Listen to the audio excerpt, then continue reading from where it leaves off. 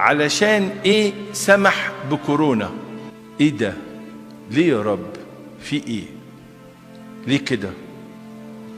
الله سمح بوباء، الله بيسمح.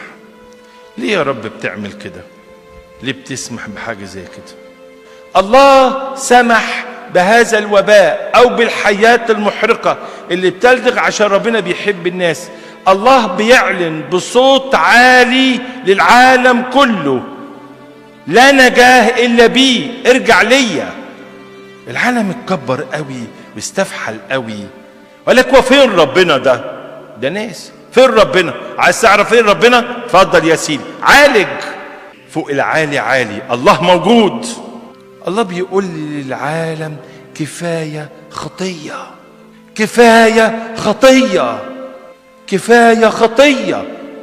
في كل البلاد العالم الخطية منتشرة انتشار رهيب. الله بيقول: ارجع ليا. الشر زاد قوي، الخطية زادت قوي، العالم استفحل قوي، العالم رافض ربنا. فالله قرر ان يفتقد العالم. انا ارى ان الميكروب ده والوباء ده افتقاد للعالم كله، ومش هيقف الا ما نعمل حاجتين. مش هيقف، وانا بقول للعالم كله، الا ما نعمل حاجتين، غير لما نرجع للمذبح ونرجع لدم المسيح. مش هيقف. الحاجة الوحيدة اللي هتوقفه ان العالم كله يقوم من مكانه يصرخ لله. هيقف، هيقف.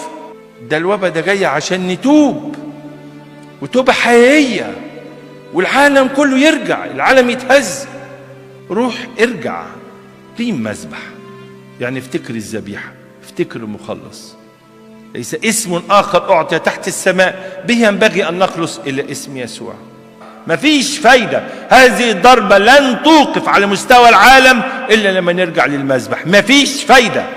والله بيدي الإنذار الأخير للعالم كله مرة واحدة، عمرها ما حصلت.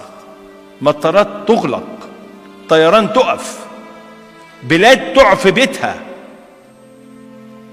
الله بيفوق العالم بهزة عنيفة. دي أواخر الأيام، لا ينجو إلا الذي يحتمي في المذبح في الصليب. ودورنا نحتمي ونقول للناس: مش هتقف، مش هتقف إلا بالرجوع والصراخ أمام الله. والناس كلها تصرخ: قوم اصرخ إلى إلهك، عسى الإله أن يفتكر فينا. توب، الحق نفسك. الله مش هيقف غير لما العالم كله يرجع ليه بتوبة، بصراخ، بمذبح، عشان الله يؤمر الملاك يرد السيف إلى غمده فيوقف الوباء والعالم يرجع، وتبقى دي نواهي الأيام، عشان الله يريد أن الكل يخلصون وإلى معرفة الحق يقبلون. علشان كده ربنا سمح بكورونا بتاع الصغير ده اللي يهز عرش العالم كله. والله يعلن فوق العالي عالي. اللي يحرك قلب الله توبتنا، يتحرك ويوقف ويقول للبحر، يضع للبحر ايه؟ حدا، بس يخلص الوباء بتاع العالم ده ولا حاجة. في النقطة خلص، لأن الناس رجعت، والناس تخرج من بيوتها بقى إلى عيشة تانية، عيشة نقاوة، عيشة قداسة، عيشة بركة، فيها نهضة، فيها رجوع ملايين للمسيح. احنا منتظرين كده. لا نجاة إلا بالمسيح. احموا بيوتكم بدم المسيح، احموا بيوتكم بالصلبان، احمي جسمك وجسمك بالصلبان، احمي نفسك بالتناول، احمي نفسك ونفسك ونفسي بالتوبة. تتحمي، تمشي في وسط ايه؟ ما يجرلكش حاجة، لأنك انت رشش الدم عليك، مش يجرلك حاجة.